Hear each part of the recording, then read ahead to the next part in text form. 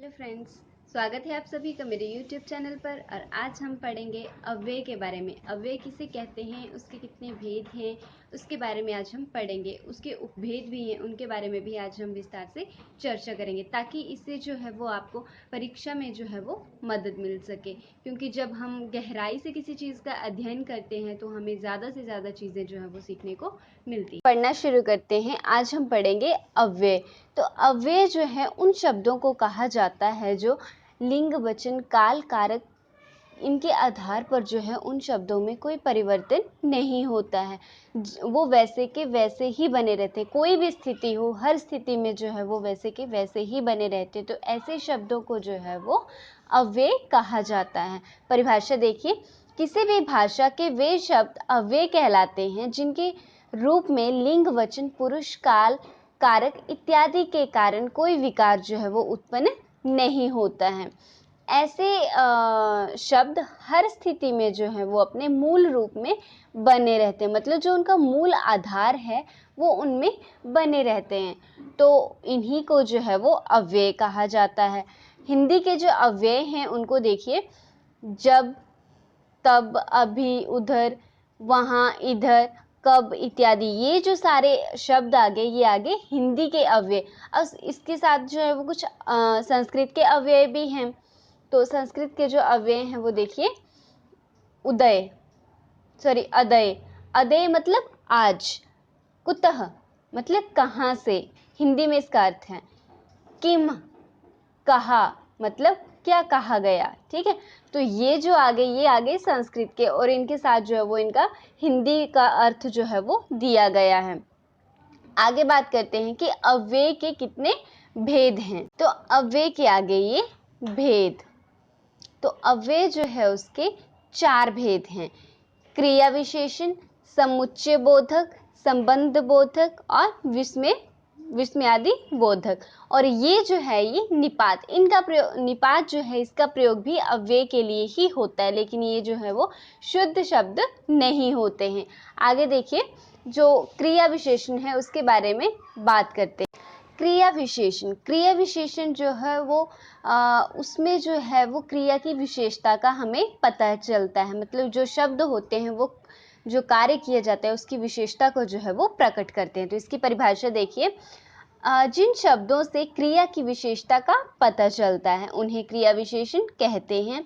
जैसे वह धीरे धीरे चलता है। ठीक है, इस वाक्य में चलता जो है वो क्रिया है, चलना एक क्रिया हो गई। ठीक है, आगे है धीरे धीरे, तो धीरे धीरे जो है वो उसकी विशेषता हो गई।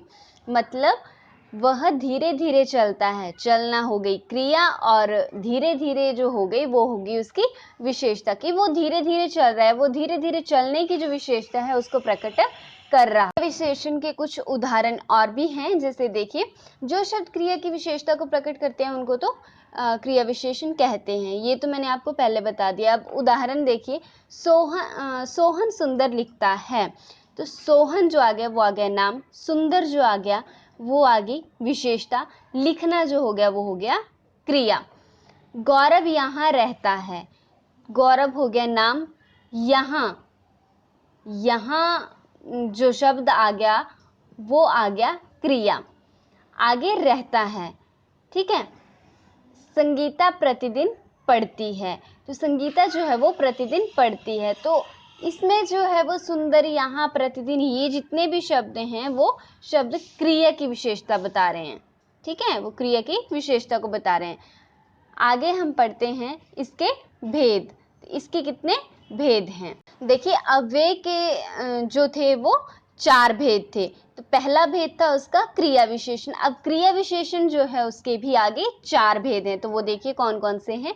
रीतिवाचक क्रिया विशेषण, स्थानवाचक क्रिया विशेषण, कालवाचक क्रिया विशेषण और परिमाणवाचक क्रिया विशेषण। तो सबसे पहले हम बात करते हैं रीतिवाचक क्रिया विशेषण की। बात करते हैं रीतिवाचक क्रिया विशेषण। रीतिवाचक क्रिया विशेषण वो होते हैं जो क्रिया के संपन्न मतलब उसके खत्म होने की रीति का बोध होता है। देखिए परिभाषा, जिन शब्दों से के द्वारा क्रिया के समाप्त होने की रीति का हमें बोध होता है, उन्हें रीतिवाचक क्रिया विशेषण कहते हैं, या वो रीतिवाचक क्रिया विशेषण कहलाते हैं। इसमें देखिए आगे उदाहरण, मतलब इसमें जो ज़्यादातर जो शब्दों का प्रयोग किया जाता है वो हैं अचानक, सहसा, एकाएक, झटपट, अवश्य, वास्तव में, निसंदेह, ध्यानपूर्वक, धड़ाधड़, यथा। मतलब ये जो सारे दिए हुए हैं शब्द, इनका जो है वो प्रयोग किया जाता है किसमें? रीतिवाचक क्रिया विशेषण में। अगला है इसका दूसरा भेद, स्थानवाचक क्रिया विशेषण। स्थानवाचक क्रिया विशेषण, तो इसमें जो है वो हमें मतलब स्थान जो है उसका बोध होता है, शब्द द्वारा जो है वो क्रिया के होने के स्थान का बोध होता है। ठीक है, तो जिस परिभाषा देखिए, जिस क्रिया विशेषण शब्द द्वारा क्रिया के होने के स्थान का बोध हो, वह स्थानवाचक क्रिया विशेषण कहलाता है। इसका जो उदाहरण है वो देखिए, जो ज़्यादातर इसके शब्दों का प्रयोग किया जाता है इसमें वो हैं भीतर, बाहर, अंदर, यहाँ, वहाँ, किधर, इधर, उधर, कहाँ, जहाँ, पास, दूर, ठीक है, अन्यत्र, इस ओर, उस ओर, दाएं, बाएं, ऊपर, नीचे। तो इन जो है इन सभी शब्दों का जो है वो प्रयोग किया जाता है किसमें? स्थानवाचक क्रिया विशेषण में। और इसके द्वारा जो है वो हमें जो है वो उसके स्थान का जो है वो बोध होता है, या क्रिया जो है, क्रिया के होने का जो स्थान है उसका बोध होता है कि कौन सी क्रिया जो है वो कहाँ पर हो रही है। अगला भेद है इसका कालवाचक। तो कालवाचक जो क्रिया विशेषण होता है उसमें ऐसे शब्द होते हैं जिससे हमें क्रिया के होने के समय का जो बोध है वो करवाते हैं। वो शब्द कालवाचक क्रिया विशेषण के अंतर्गत आते हैं, जैसे यानी, जब क्रिया होती है उस समय का बोध जो है वो कराने वाले शब्दों को जो है वो कालवाचक क्रिया विशेषण कहते हैं। उदाहरण के लिए मैं आपको बता दूं, देखिए यदा, जब, तदा, तब, कदा, कब, सदा, सर्वदा, हमेशा। मतलब ये जो शब्द हैं, यदा, यदा होता है जब, तदा मतलब तब, कदा मतलब कब। तो ये जो शब्द हैं ये जो है वो उसके समय होने का जो है वो, क्रिया के समय होने का जो है वो बताते हैं कि वो जो है वो कब हो रही है, कौन से समय में वो हुई है वो चीज़। ठीक है, तो उसका जो है वो हमें बताते हैं। जो क्रिया विशेषण है उसका जो अंतिम भेद है, चौथा भेद है, वो है परिमाणवाचक क्रिया विशेषण। तो जो परिमाणवाचक क्रिया विशेषण है उससे हमें, मतलब उन शब्दों से हमें यह पता चलता है कि वो जो है उसकी मात्रा कितनी है। मतलब वो वस्तु जो है, जो किसी चीज़ के बारे में बात की जा रही है, उस वस्तु का नाप तोल जो है उसका पता चलता है, उसका भार कितना है, उसकी मात्रा कितनी है, मतलब इसके बारे में जो है वो हमें पता चलता है। तो इसका आगे देखिए परिभाषा, परिमाणवाचक विशेषण, जो विशेषण किसी वस्तु की नाप तौल या मात्रा का बोध करवाते हैं वो जो है वो परिमाणवाचक विशेषण कहलाते हैं। तो जैसे बहुत आटा, लीटर भर दूध आदि। तो मतलब बहुत आटा, मतलब आटा जो है वो बहुत सारा है, बहुत सारा आटा है, या लीटर भर दूध। ठीक है, तो इससे हमें पता चल रहा है कि कितना जो वस्तु है, कितनी जो है उसकी मात्रा कितनी है। इसमें आगे देखिए, इसमें ज़्यादातर जो शब्द हैं वो थोड़ा थोड़ा, अत्यंत, अधिक, अल्प, बहुत कुछ, पर्याप्त, प्रभुत, कम, न्यून, बूंद बूंद, संकल्प, केवल, प्राय, अनुमानतः, सर्वथा, इन शब्दों का जो है वो प्रयोग किया जाता है। तो जैसे मैं आपको एक उदाहरण देती हूँ, इनमें से हम एक लेते हैं बहुत। तो जब हम कोई चीज़ खरीदते हैं, ठीक है, तो उसका जब आज बहुत बारिश हो रही है, तो मतलब इससे जो है वो बहुत बारिश, मतलब ज़्यादा बारिश होने का जो है वो हमें पता चल रहा है कि भारी मात्रा में जो है वो बारिश हो रही है, बहुत ज़्यादा बारिश जो है वो हो रही है। अव्यय का दूसरा जो भेद है वो है संबंध बोधक अव्यय। तो अभी जो हमने पहले किए वो किए हमने क्रिया विशेषण के जो भेद थे उनके बारे में हमने विस्तार से पढ़ा। आगे अब अव्यय की बात करें, आज जो हम विषय पढ़ रहे हैं वो है अव्यय, तो उसका जो दूसरा भेद है वो है संबंध बोधक। तो देखिए इसमें जो आते हैं वे शब्द जो संज्ञा सर्वनाम को अन्य संज्ञा या सर्वनाम के साथ संबंध का बोध करवाते हैं, मतलब जो संज्ञा सर्वनाम जो है उसका अन्य किसी के साथ जो है वो बोध करवाते हैं, उसको जो है वो संबंध बोधक अव्यय कहते हैं। मतलब संबंध दूसरे किसी चीज के साथ, दूसरे किसी अन्य के साथ जो है वो संबंध होने का जो है वो बोध करवाती है, उसे जो है वो संबंध बोधक अव्यय कहते हैं। उदाहरण के लिए देखिए, जैसे के पास, के ऊपर, से दूर, के कारण, के लिए, की ओर, की जगह, के अनुसार, के आगे, के साथ, के सामने। मतलब इन शब्दों को जहाँ पर बोध होता है वहाँ पर जो है वो संबंध बोधक अव्यय जो है वो होता है। मतलब जब भी आप कोई वाक्य लिखते हैं उसमें जो है वो के ऊपर, के नीचे, मतलब आपकी पुस्तक जो है वो मेज के ऊपर है, ठीक है। जैसे ये के ऊपर है ना, इसका प्रयोग मैं आपको करके बताती हूँ उदाहरण के रूप में। आपकी पुस्तक मेज के ऊपर है, तो आपकी पुस्तक जो है वो मेज के ऊपर है, मतलब मेज के साथ जो है वो पुस्तक का संबंध जो है वो बता रही है। तो संबंध बोधक में जो था वो हमने संबंध के बारे में पढ़ा कि किसी वस्तु का जो है उसके साथ कौन सा संबंध है। जैसे मैंने अभी आपको मेज का और पुस्तक का उदाहरण दिया था, तो उससे जो था वो पता चल रहा था।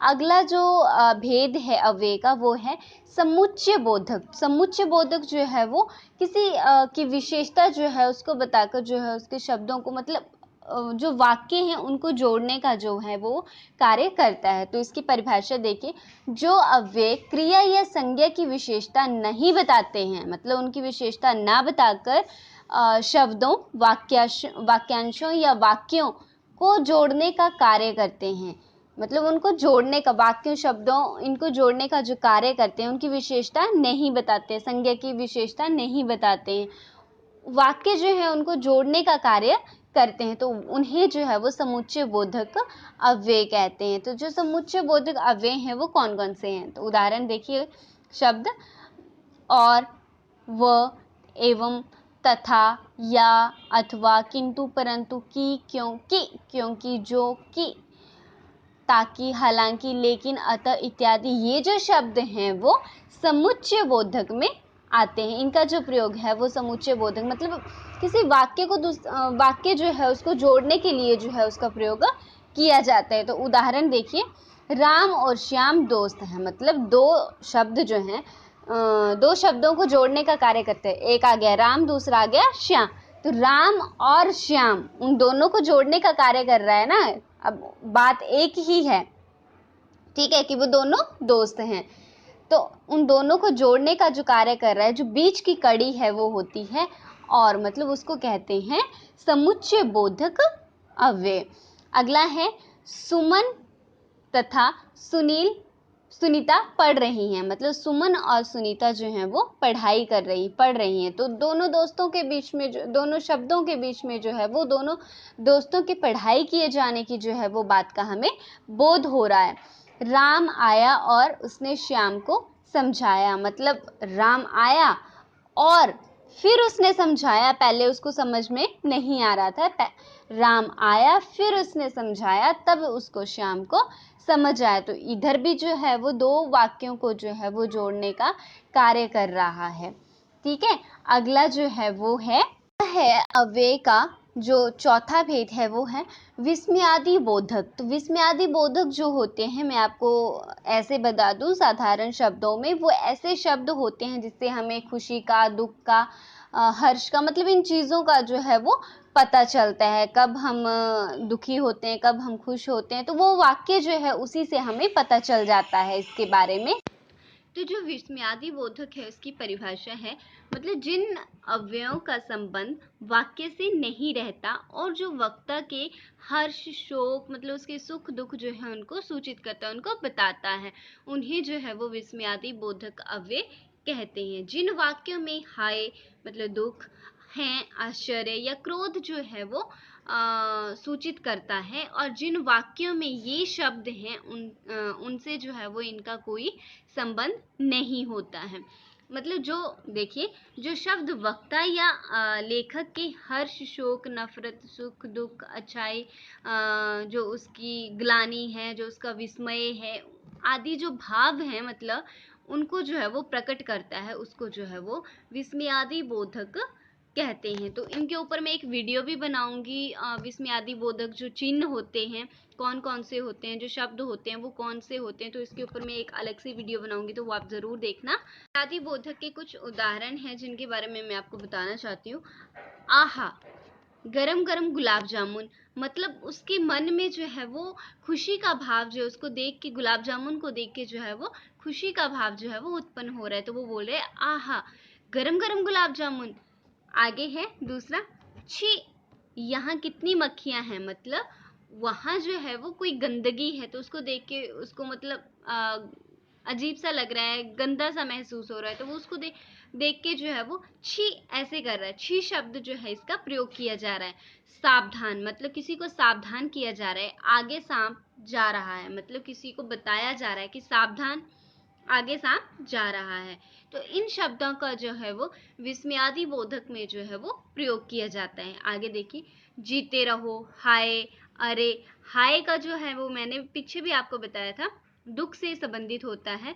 हाय, बेचारे की टांग टूट गई, मतलब हाय, बेचारे की टांग टूट गई, किसी को दुख पहुंचा है ना, किसी को चोट लगी, तो उसको देख के जो सामने वाले को दुख हो रहा है, तो वो बोलते हैं हाय, बेचारे को चोट लगी है, उसकी टांग जो है वो टूट गई। तो ये जो है ये विस्मयादि बोधक के बारे में बता रहा है।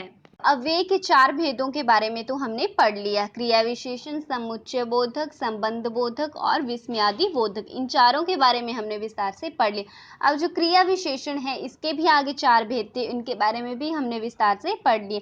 अब बचता है इसका एक निपात। तो निपात जो है उसका प्रयोग जो है वो अव्यय के लिए ही किया जाता है, अव्यय के लिए ही इसका प्रयोग जो है निपात का वो होता है। लेकिन ये जो शब्द होते हैं ये शुद्ध नहीं होते हैं, ये जो शब्द होते हैं वो अशुद्ध होते हैं, मतलब शुद्ध रूप में जो है वो इनका प्रयोग नहीं होता है। ये जो मतलब हाँ जी, जी हाँ, ऐसे शब्द जो होते हैं इनमें जो है इसका प्रयोग किया जाता है। तो इसी के साथ जो है वो हमारी वीडियो यहीं पे समाप्त होती है। और दोस्तों वीडियो को लाइक और सब्सक्राइब करना ना भूलें और वीडियो को अंत तक देखें।